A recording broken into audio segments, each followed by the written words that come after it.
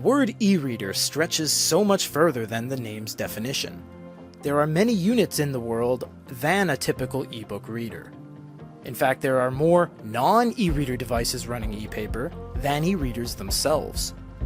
And there is one player who was incredible, but whose future is uncertain: Hisense. Once a juggernaut in the e-paper industry, has now seemingly fizzled out into non-existence. So what happened? Where are they now? Well, sit back, relax, as Good e-Reader takes you through the rise and fall of Hisense.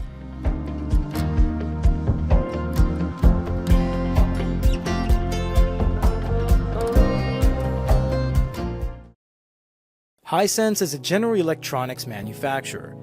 They make everything from home appliances to TVs and many other lifestyle solution products. But there was one particular line of devices that caught our company's interest, and was obviously incredibly relevant to our market: the Hisense EINK smartphone.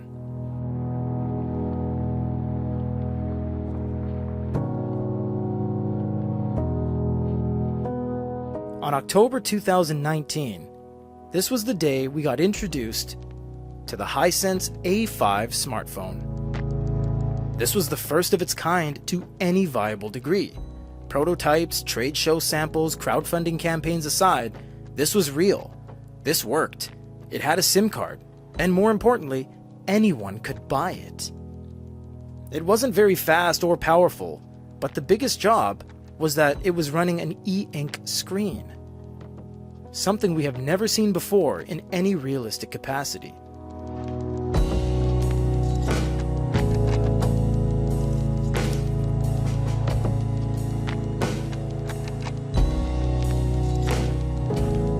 December of the same year brought the second device from the e-paper line, which was the A6L. This featured a 6.3-inch LCD screen, and on the opposing side, a 5.84-inch e-paper screen. This also featured dual SIM with 6 gigs of RAM, 128 gigs storage. It was also unlocked and had a fingerprint reader on the side, all powered by a 3800 milliamp battery. This was right out of the gates, and it was already getting interesting with the two devices under their belts. So vastly different from each other. This was looking good for the brand in this specific line of e-paper devices. Half a year later, on May 11th, 2020, the A6 was released. The A6 was a smaller version of the L, and pretty much every single way it was identical. It had a 6.1-inch screen, but in this case featured an AMOLED screen. On the back was a 5.61-inch e-paper screen. This one featured half the megapixels on the camera, 500 milliamps battery less, and it was smaller and cheaper, but honestly not by all that much. However, what it did do was keep the choices hot for customers. Customers can now choose from a variety of units very early on. But there was one thing that customers couldn't choose. Devices up until now have all been black and white, and in just 9 days after the A6 came out, they announced the successor to the previous year's A5, the A5C.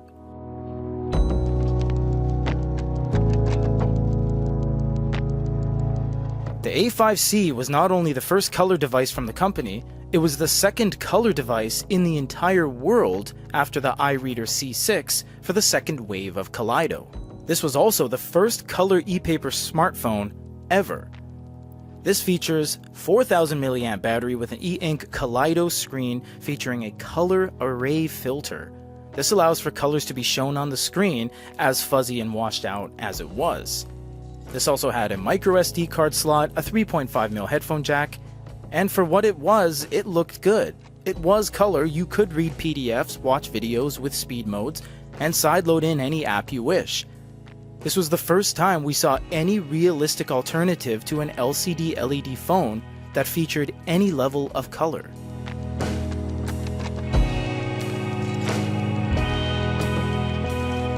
Hisense was on a roll, a big roll, releasing multiple units in such a short time frame, and they weren't about to stop. So they looked back and turbocharged their A5, the first device ever released, and labeled it the A5 Pro. This added a fingerprint reader with face unlock, 128 gig storage, and an octa-core processor with a 13 megapixel camera. This unit had upward of 6 gigs of RAM and NFC. This unit was sleek, nicely built, and started to feel more premium than ever. The circular fingerprint unlock on the back definitely gave it a modern touch, keeping in times with the rest of the units around them. But there was still a ways to go, and what they did just 3 days later basically cannibalized everything that came out before it.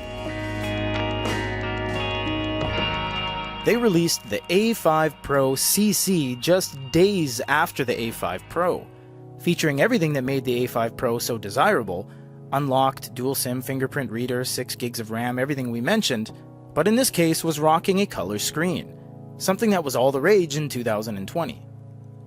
Multiple manufacturers from iReader to Onyx and several others were releasing color devices at a rapid pace, and Hisense wanted to capitalize on that popularity with a follow-up to their legacy device. The A5 Pro CC had more robust and vibrant colors with overall better contrast. This unit was one of the first good-looking color devices in the industry. So they had color, they had dual screens, and they had fast phones. What were they missing? The answer to that? 5G. What their next unit satisfied. Rolling over into the third year, Hisense needed to keep up with the times, so they released the A7, calling it an e-book reader smartphone that supported 5G, had an unlocked SIM card slot as well. This also had 128 gigs on board, with 6 gigs of RAM of course, and a built-in Hi-Fi chip. Not only that, it had USB-C and a 4770 mAh battery. Things were getting interesting.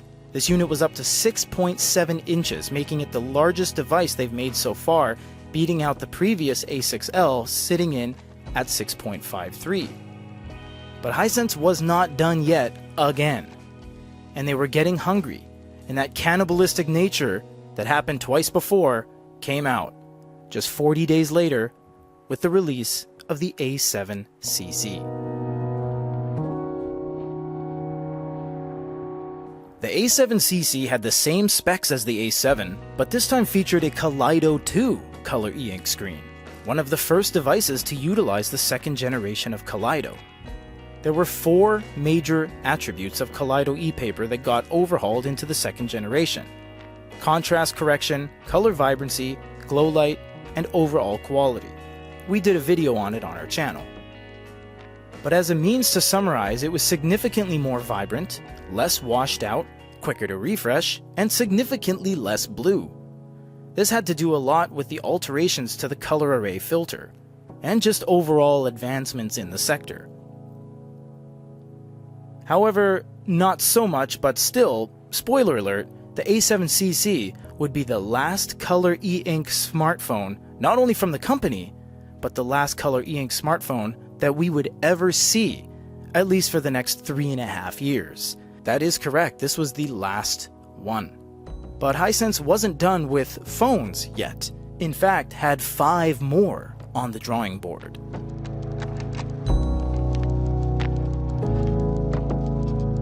Seven months later, in the fall of 2021, they released the Hisense Touch, which was identical to a smartphone, but wasn't a smartphone. No, this was a hi-fi portable music player with an e-ink screen. It features a 5.84 e-ink Carta HD display with a 3000 mAh battery, and get ready for it, an ES9038 DAC and an ES9603 amp chip. Don't worry, we did a video on this on our channel as well, and you can see on the video card up above. But what's interesting was that this supported 32-bit 384 kHz audio output, which basically means this thing sounded absolutely phenomenal. With its high-speed internals and audio capabilities, this unit had all the ingredients to be a hi-fi music player, and it was. It sounded phenomenal and had symmetrical on-board speakers as well as a headphone jack, and Bluetooth, all providing incredible audio capabilities.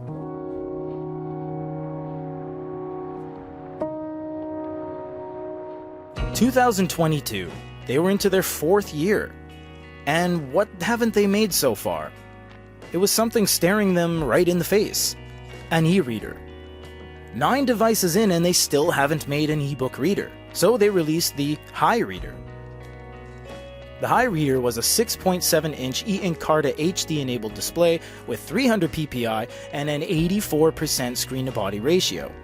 This also had an octa-core processor, 4 gigs of RAM, and Android 10, which was pretty solid at the time. And it came with a free case when you bought it. The device was overhauled and featured an all-new body with an orange button. This thing seemed to have done it all except for being a phone, which they very soon had an answer for.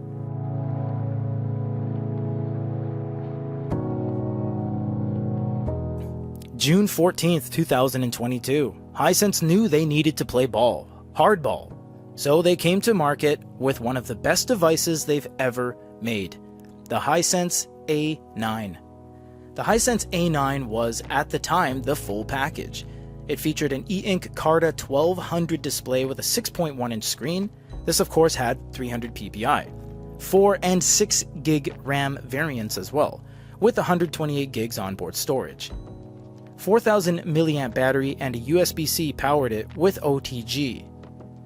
It also had some of the best audio capabilities of the Hisense Touch, utilizing slightly less capable audio chips, but featured a 13 megapixel rear-facing camera. This unit had a very successful launch and a good following behind it. This was the first time a device was fast enough and had enough specs that people could possibly entertain the idea of switching over from an LCD. Although that's not quite realistic to everyone's degree, it was at this point a possibility. So looking at the past, we have the A5, the A5C, the A5 Pro, the A5 Pro CC, A7, A7 CC. So what comes after the A9? It seems that color was right around the corner. Well, no, just 2 months later they released the Hisense Touch Lite.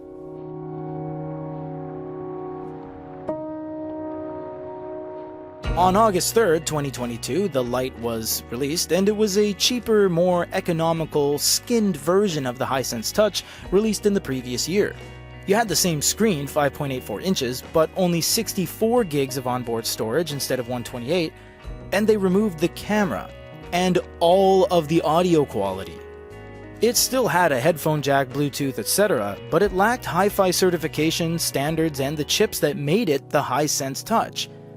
Now, the Lite was cheaper, but served more as an e-reader than anything else, although it was not advertised as one.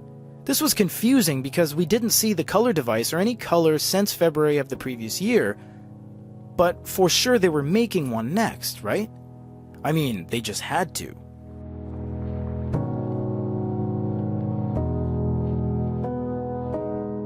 On January 17th, 2023, tearing off the last sheet of the calendar into their 5th year, brings their final e-reader, the Reader Pro. And this wasn't the same as the Reader. It actually featured significantly higher amount of upgrades. It had a 4000 milliamp battery instead of 3000, double the storage, higher version of Android, 36 levels of warm light, a better Qualcomm Snapdragon processor, and it was just more refined and cleaned up. Although they had a smaller screen at 6.1 down from 6.7. This one was also released via a Palace edition featuring a famous landmark summer palace in mainland China. This was their final hurrah into the world of e-readers that featured e-paper to any degree, and it was the last device before their farewell unit, one that capped off an impressive 14 main-line device lineup.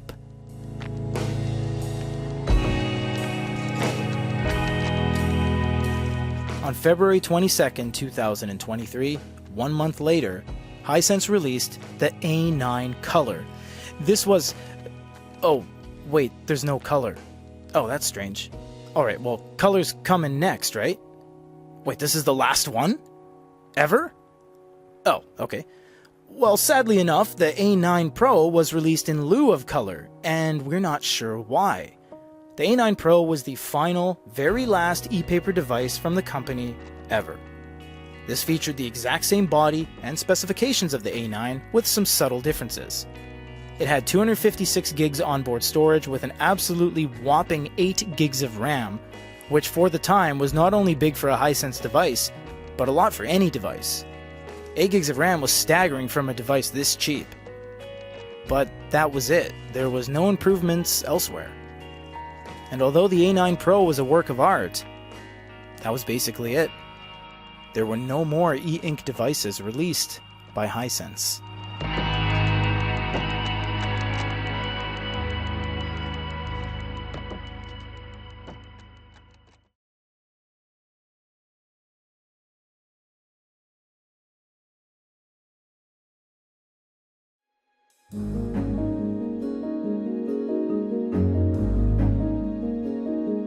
Hisense did to the industry what very few players do, influentially speaking. They single-handedly occupied a subsector of the e-paper marketplace that not one other manufacturer successfully broke into. There have been several prototypes of the Onyx boox phone, Chinese devices called the Siswu Dark Moon R9, and Xiaomi released an Ink Palm line of devices, none of which had any cellular cell phone capabilities.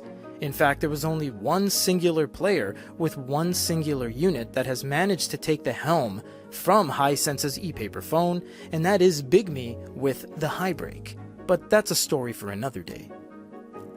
The fact remains that for half a decade, Hisense was the only manufacturer to viably have an e-paper enabled smartphone. Not only that, as mentioned, they have had a great deal of varieties of units to boot. Small screen color, large screen color, superphones, music players, and even works of art with collaborations from famous museums from around the country. Since the recording of this historical, it has been a full year since Hisense announced that they may be getting out of e-paper, and focusing more on the general consumer electronics that made them so popular. What we can say is honestly, thank you, Hisense. The contributions to the e-paper industry were indeed monumental, and the oh-so-loved pocket-friendly cell phones and music players that were so prominently released by the company will most definitely be missed.